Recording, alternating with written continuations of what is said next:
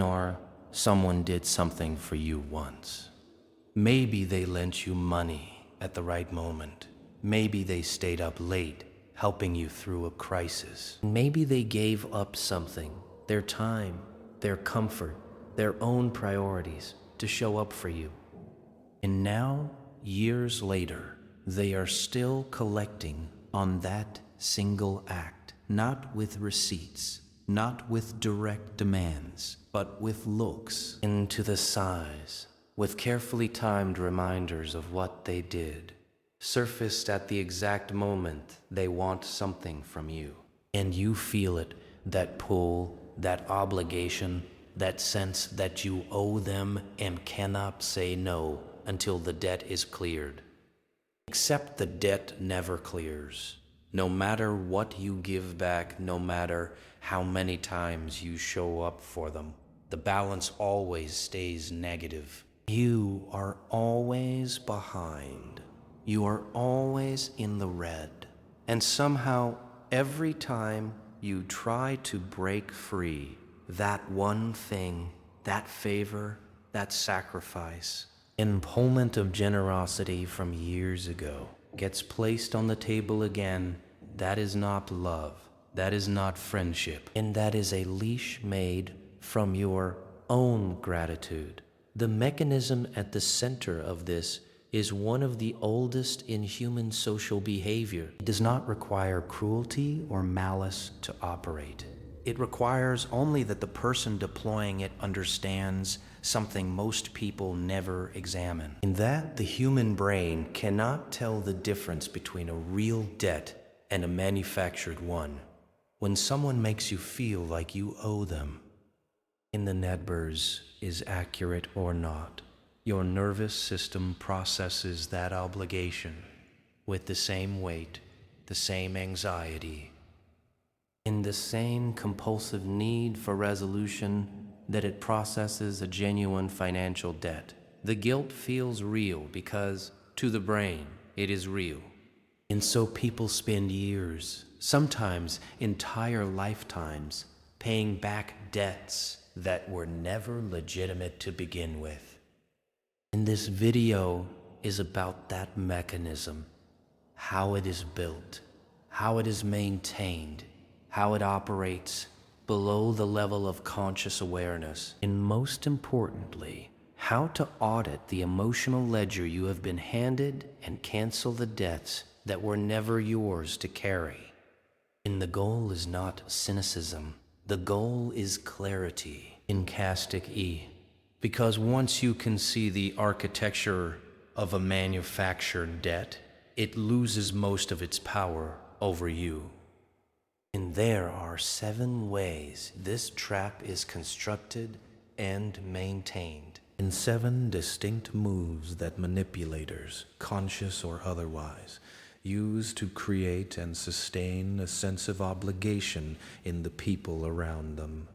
Understanding each one does not make you hard, it makes you free. And the first move is the unrequested gift. There is a specific kind of gift that is not a gift at all. It is a down payment on a future demand. Unrequested gift, the unrequested gift, the favor you never asked for, the sacrifice that was offered without invitation, and the gesture that arrives before you have any say in the matter carries a hidden price tag.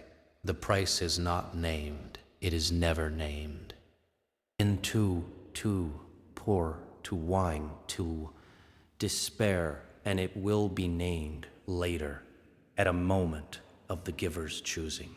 Anthropologist Marshall Solins spent decades studying reciprocity across human cultures.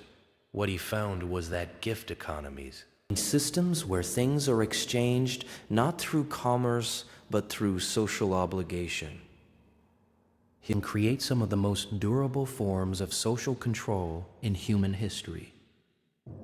Gift binds the receiver to the giver in a way that a simple transaction does not.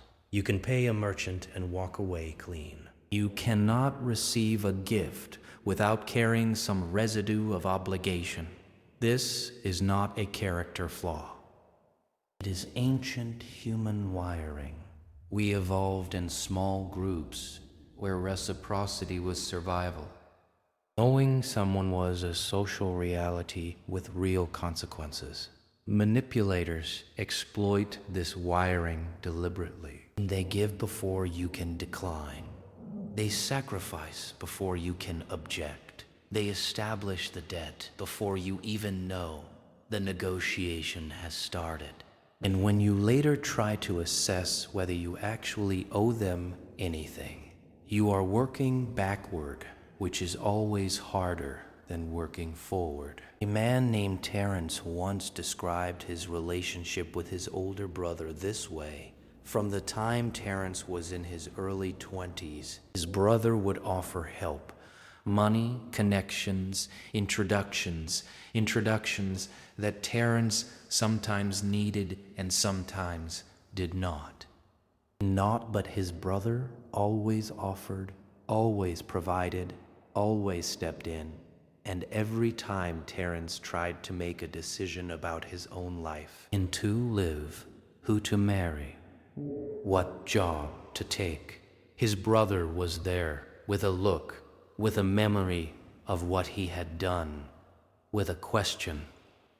After everything I've done for you, is this really the choice you're making? It took Terence until his mid-30s to realize that he had not experienced generosity for 15 years. He had experienced a sustained campaign of investment, and his brother had been waiting for the return. And the practical takeaway from the unrequested gift is simple. You did not ask for it. You do not owe for it. Gratitude is appropriate. Untold debt is not. A gift with strings attached retroactively is not a gift. It is a transaction that hid its terms. The second move is the inflated sacrifice. Even when a real favor occurs, when someone genuinely helps you, when a real cost is paid, the manipulation begins in the retelling. In the sacrifice grows in memory. The inconvenience becomes a suffering. You, after noon, becomes weeks. The small loan becomes a financial ruin they endured on your behalf over time. And through repetition and selective emphasis, the original act transforms into something mythic, in something that could never be fully repaid regardless of what you return. In this is not accidental misremembering. A memory is reconstructive, not archival. We know this from the work of Elizabeth Loftus and decades of memory research. Every time we recall an experience, we subtly rewrite it. And if the emotional payoff of that memory is the power it grants us over someone else, and we will unconsciously reconstruct the memory in ways that preserve and expand that power. And watch for someone who tells the same story of sacrifice to you repeatedly. And not because they are processing pain, but because the story keeps you in line. The retelling is the mechanism. Each repetition refreshes the debt and keeps the balance from ever reaching zero. And the practical move here is to anchor yourself to the original facts, not the current narrative. What actually happened? And what was the actual cost? What have you actually given in return? When you hold the original ledger up against the inflated version, and the gap between them tells you exactly how much of the obligation is manufactured. And the third move is timing the guilt. Manufactured debt does not operate uniformly across time. It spikes at moments of maximum leverage. When you are about to make a decision that benefits you, when you are considering something they disapprove of, when you are showing signs of independence or distance, and the guilt arrives precisely when your compliance is most valuable to them. And this is how you know the obligation is being managed rather than simply felt. Genuine regret or grief over a relationship does not arrive only at moments of convenient leverage. It is scattered across time, often inconvenient, often unconnected to anything the other person is trying to extract. Manufactured guilt is surgical. It appears when you are considering a job offer. It appears when you say you cannot make it to an event. It appears when you announce a boundary. The guilt is a tool, and tools get used, and when they are needed. Robert Cialdini, in his work on influence, documents how profoundly the sense of obligation shapes human behavior, and how precisely skilled social actors learn to trigger that obligation at the right moment.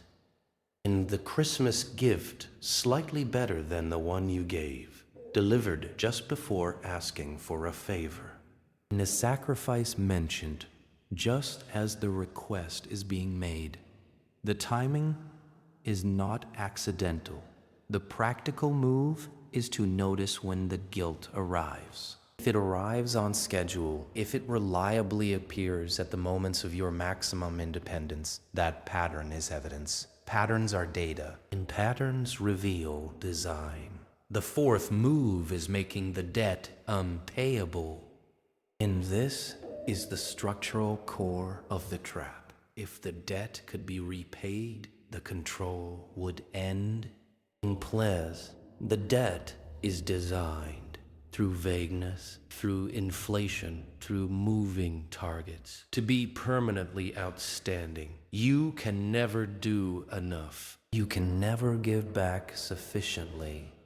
Every act of repayment is acknowledged briefly and then minimized. Every sacrifice you make is noted but not credited. The ledger is always reset with a balance that favors them. And this is the experience that drives people to therapy when they finally get there. Not the individual manipulative act and productive exhaustion of trying to reach zero and discovering that zero does not exist on the ledger you have been handed. A woman named Claire described it this way. She spent 12 years in a relationship where every time she gave, the bar moved, and she cooked dinner every night. The complaint was that she did not cook the right things, and she attended every family event. The grievance was that her attitude was not warm enough, and she apologized for arguments. The response was that her apologies were not sincere. She was always almost enough, and almost in this kind of system is the point. Almost keeps you trying. Almost in keeps you in. The unpayable debt is a perpetual motion machine of compliance. It only stops when the person inside it realizes that the problem is not their performance. The problem is the design of the system itself. And the practical move is to look for consistency between your effort and their satisfaction. If your effort increases and their dissatisfaction increases at the same rate, you are not in a relationship with a person. You are in a relationship with a system that requires your perpetual inadequacy to function. And the fifth move is using love as the collection agency. Manufactured debt is almost never presented as a transaction. It is always presented as love, as family, as loyalty, as care. The framing is, I am not demanding repayment because I am owed. And reminding you of what I gave you because I love you, because I need you, because we are connected. Emotional language of love is used to launder what is functionally a coercive demand. And this is what makes the trap so difficult to escape and so difficult even to see. You are not being controlled by a predator. You are being controlled by your mother, your best friend, your partner of 15 years. And the love is real. The connection is real. And the exploitation is also real. These things coexist, and the coexistence is precisely what keeps people stuck. And philosopher Martin Buber wrote about the difference between what he called I-thou relationships, in which each person treats the other as a full subject with autonomous desires, and it relationships, in which the other person is functionally an object, a means to an end. Many of the relationships built on manufactured debt are hybrid forms and contain moments of genuine I-thou connection alongside structural patterns that are fundamentally I-it. The love is genuine at the surface, but the architecture underneath is instrumental, recognizing never. This does not require you to dismiss the love. It requires you to see the structure beneath it. You can love someone and still name what they are doing. You can care about someone and still refuse to pay a debt you do not owe. And the sixth move is making you the villain for noticing. Someone has built their control on manufactured debt. The greatest threat to that control is your clarity. In the moment you begin to see the mechanism produces a defense. And the defense almost always takes the same form. You are made the villain for having seen it. You name the pattern, and you become ungrateful. You question the debt, and you become selfish. You set a boundary, and you become cold, distant, damaged, broken. And the accusation lands at exactly the moment of your emerging clarity, and its function is to send you back into confusion and to make you doubt what you saw clearly enough to wonder whether the problem is your perception rather than their behavior. And this move is sometimes called Darvo, a term the psychologist Jennifer Frey developed to describe a specific pattern of abuse response: deny, no, attack, reverse victim, and offender. Into person you confront becomes the victim of your cruelty, and your attempt to protect yourself becomes the assault they are suffering. It is disorienting precisely because it arrives at the moment when you are most vulnerable, the moment of breaking free. And the practical move is to write down what you saw before you say anything. Not because you need to build a legal case, but because your own clarity, captured before it can be contested, becomes an anchor point. If you name what you saw, and the response is to make you the villain for having named it, the response itself is more evidence. And two insides attack you for seeing it clearly.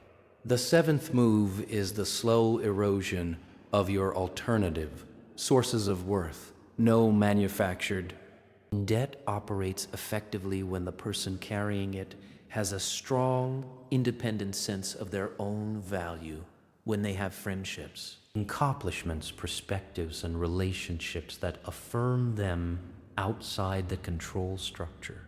And call of sustaining a manufactured debt often involves quietly and gradually diminishing those alternative sources.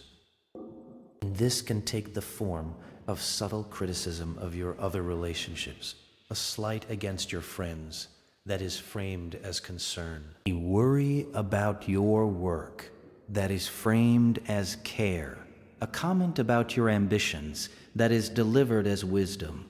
Over time, 5. And the goal is to make the relationship with the manipulator the primary source of affirmation and meaning.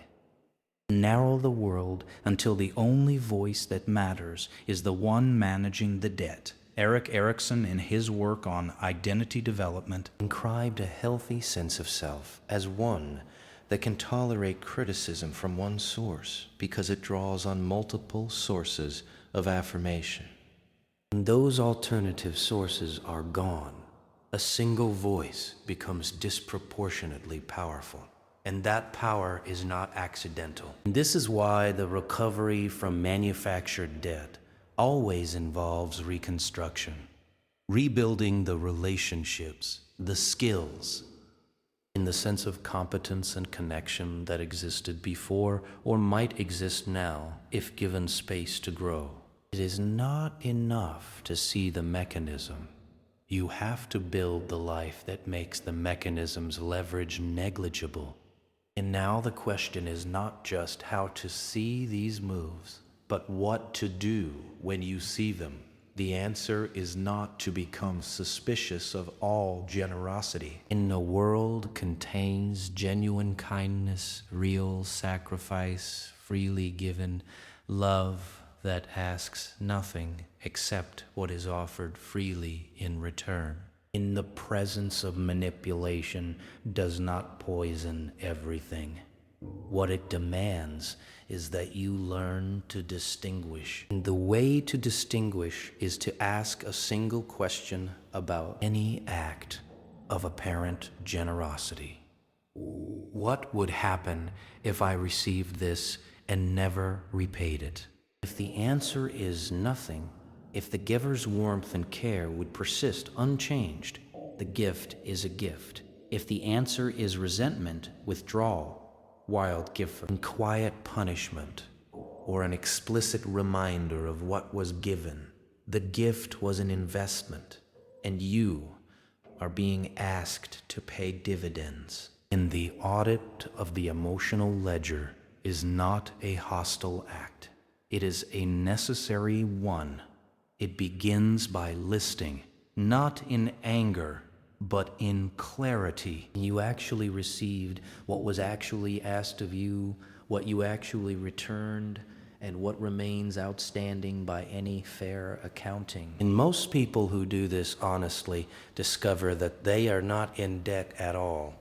They have been giving more than they received for years and sustained in the fiction of their indebtedness by the persistence of the person managing the account. And the audit is complete and the debt is clearly manufactured. There is only one rational response: cancellation. Not dramatic and not vengeful. Simply a quiet internal decision that the ledger is closed, and that no further payments will be made against a debt that was not legitimate but guilt, however real it feels in the nervous system, corresponds to nothing in reality. This decision will not be welcomed, and the person who built the debt will experience the cancellation as an attack. They will remind you of what they did, and they will call on your love, your loyalty, your sense of decency, and they will use every one of the 7 moves described above in rapid succession.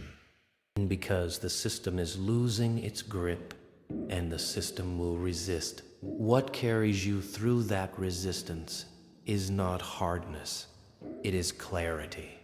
And clear your memory of what you actually saw, the lighter the weight of their accusation. You are not ending the relationship by refusing to pay a manufactured debt. You are finding out whether there is a relationship beneath the debt. Sometimes there is. Sometimes genuine love emerges once the transaction is removed from it. In that sometimes the debt was the only thing holding the structure together. And when it is gone, the structure falls.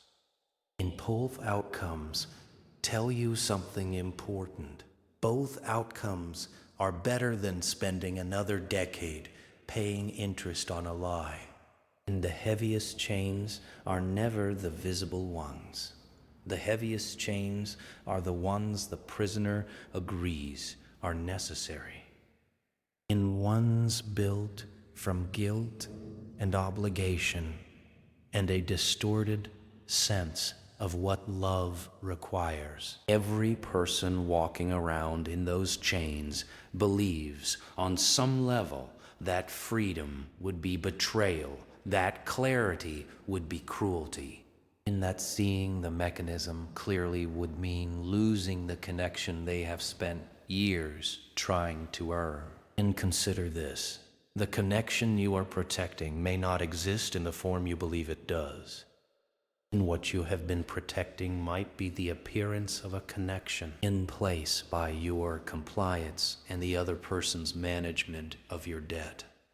The real question is not whether you owe them, and the real question is whether they have ever truly shown up for you freely without conditions and without the ledger open on the table between you. If the answer is yes, even occasionally, there is something worth protecting. Protect it by removing the false accounting from it, and let it exist on terms that are honest. If the answer is no, if every act of care has come loaded with a future invoice, then what you have been protecting is not a relationship.